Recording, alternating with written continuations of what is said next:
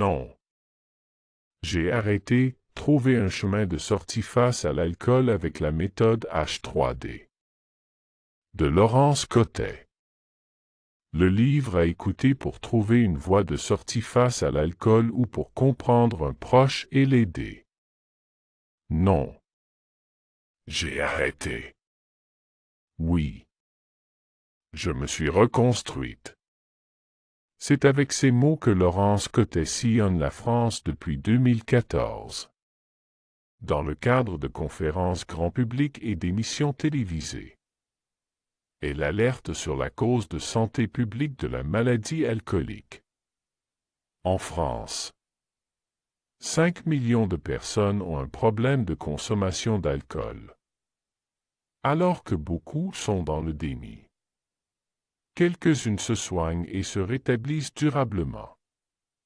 Dans ce livre bienveillant, Laurence Cottet se confie sur le chemin parcouru depuis son dernier verre. Alcoolique abstinente, elle décrit la maladie qui l'a frappée.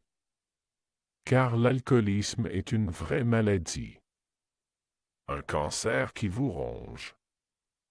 Elle explique les étapes et les mots qui permettent de dire non.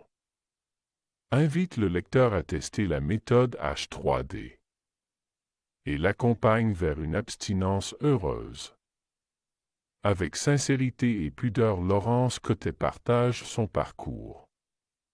De la chute dans l'alcoolisme à sa décision de devenir abstinente jusqu'à devenir patiente experte et créer le mouvement Janvier sobre en 2019. La comédienne Marie-Ève Dufresne prend ensuite le relais pour exposer la méthode H3D mise au point par Laurence Cottet.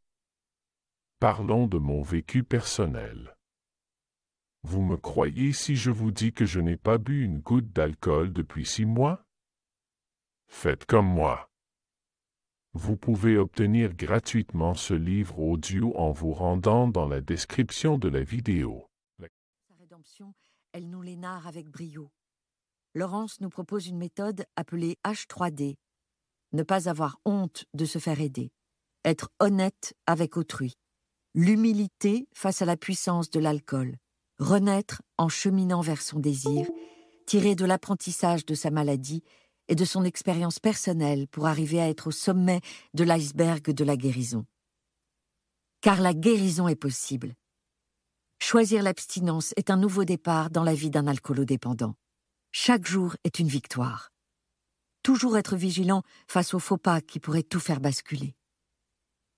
En tant que professionnel en psychiatrie et en addictologie, je vous recommande fortement la lecture de cet ouvrage clair et précis. Véritable outil déclencheur motivationnel pour les patients et les patientes souffrant de cette maladie, il répond également aux questions que peuvent se poser les familles de malades, la plupart du temps perdues et découragées face à elles. Merci Laurence pour ce partage d'expérience et ton combat contre cette cause.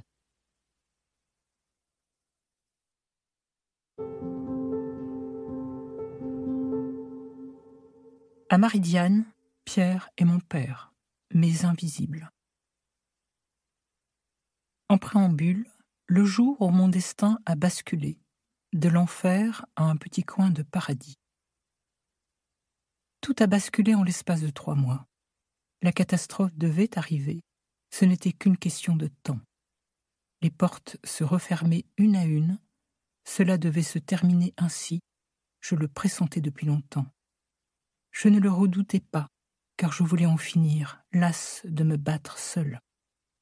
10 années d'alcoolisme dans les veines, un suicide à petit feu. Le vin, au début, était mon meilleur compagnon pour masquer ma trop grande solitude. Qu'il soit cuit, sec ou moelleux, frais ou ambiant, blanc, rouge ou rosé, pétillant, il me donnait toujours l'euphorie et l'ivresse. Il m'assommait dans un lit défait et devenu froid. Il remplissait mon réservoir émotionnel, vide d'amour depuis de nombreuses années. Depuis la mort de mon mari, Pierre, la solitude peut causer de terribles ravages dans l'âme humaine. Cet élixir qui, subrepticement, insidieusement, était devenu depuis 10 années mon pire ennemi. Je ne vivais plus que pour lui. J'avais perdu la liberté de m'abstenir de boire. lorsque d'autres le sirotaient. Je lampais le mien. Je ne maîtrisais plus ma consommation. Début novembre 2008, 9 heures. Je rentre à pas compter, forcé, timide, dans une librairie bien achalandée située dans le 14e à Paris. J'ai de la chance. Il n'y a pas grand monde à cette heure creuse. Je me dirige vers une vendeuse qui m'apparaît ouverte. « Bonjour madame, je cherche un livre sur l'alcool, sur les effets de l'alcoolisme, un ouvrage concret et pratique pour m'instruire. » Un lourd silence s'installe. Elle me dévisage visiblement surprise, presque gênée. D'autres têtes se retournent vers moi. Ma question intéresse, interpelle, dérange plutôt. Vous comprenez, ce n'est pas pour moi, mais pour une amie qui boit un peu trop, et je voudrais qu'elle se rende compte aussi avec un livre ou un document témoignage, peut-être que c'est plus facile. Lui faire comprendre qu'elle est dans l'excès, ou dans la dépendance sans doute, mais peut-être aussi qu'il y a des solutions à son problème avec l'alcool. Je bafouille, je baisse les yeux, la honte me tétanise, me muselle. Silencieuse, la jeune dame me scrute avec des yeux de varan. A-t-elle compris que ce livre est pour moi? Que je mens? Que je biaise par honte de mon état? Sans doute car les signes de mon visage trahissent depuis bien longtemps mon alcoolisme, et je le sais. Elle répond d'emblée d'une voix sèche et cassante. « Non, désolée, madame, nous ne vendons pas ce type d'ouvrage. » Un long silence. Je tremble de tout mon corps, mon âme est en berne. Je baisse les yeux. Je sors, le regard à terre, les épaules rentrées, portant les mines que je devine plombées des têtes bien faites, bien pensantes des quelques clients de ce magasin. Je suis sans doute la honte de ce début de matinée. Quelques jours plus tard, j'appelle la ligne Indigo des Alcooliques Anonymes. Restez à l'affût des prochains livres en vous abonnant. Pensez au petit j'aime qui fait plaisir, aux petits commentaires et au partage de cette vidéo pour nous soutenir les uns les autres. Merci à tous.